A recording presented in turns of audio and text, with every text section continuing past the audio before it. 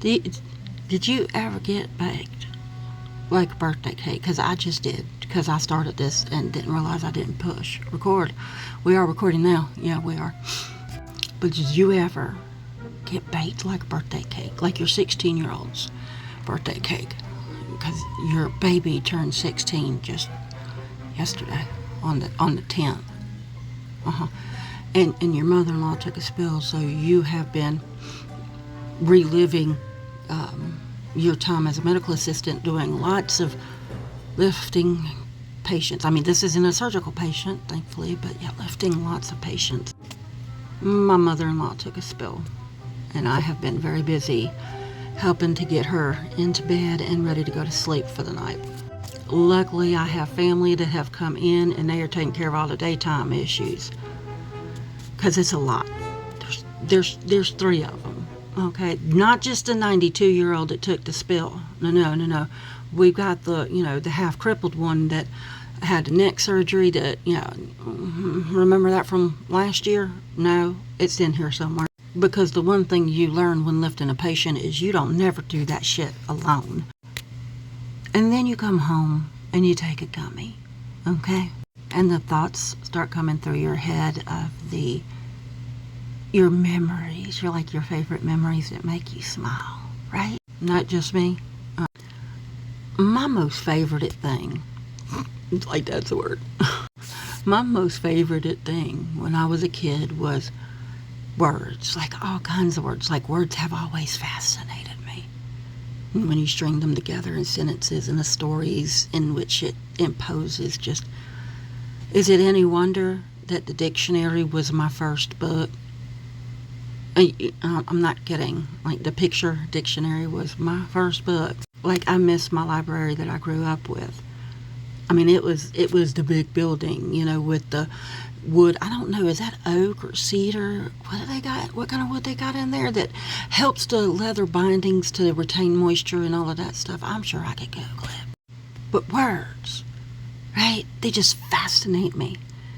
And one of the things that I always say, those sayings that just automatically just come out of your mouth and you're like, where the fuck did that come from? And I said it one day to my kids. I said, words have meaning, they don't have morals. I also said can't never could because can't never tried. That was another one I used to tell them all the time because they would be like, I can't put on my pants. You never could. You can't never could because can't never tried. But anyway. And what kind of descriptive words that I feel may be overused? Condescending. Only because this is a descriptive word that I heard last week. Having or showing a feeling of patronizing superiority. And the example that they give here is she thought the teachers were arrogant and condescending. I mean, wouldn't you expect a teacher to be somewhat... I mean, a teacher would definitely know more than the student, I would think. And that's the reason why I'm saying that it gets overused, because teachers are teachers for a reason, because they're teachers. Am I a teacher? No. No, I am not. Have I unwillingly had to raise and homeschool 2 children because of the utter failure of the public school system, especially down here in the South, where all you see pretty much, every 3rd or 4th house will have a Confederate flag out there, I mean, hell, during Tangerine Palpatine's first administration, they were, flying that shit in the American flag with Trump's face all over it. They were flying that fucking shit all through my small little town.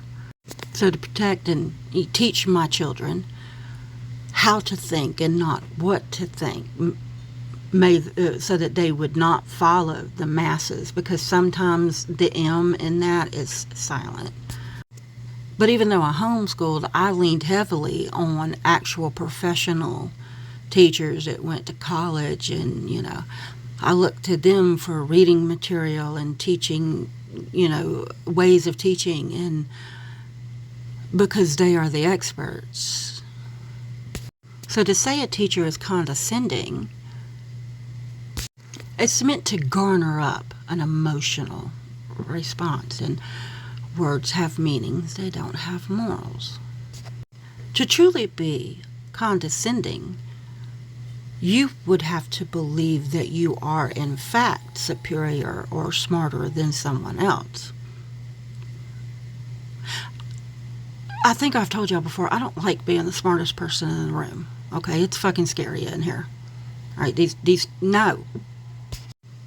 So I think to myself, what is a better descriptive word for a person? And tenacious comes to mind. Another word that I have heard a lot. Tenacious means something is strong, firm, or persistent and can't easily be stopped or pulled apart.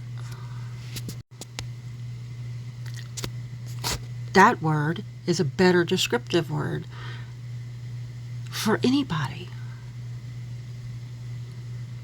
Because the entire part is knowing what you don't know, admitting you don't know it, and then going out and seeking the knowledge.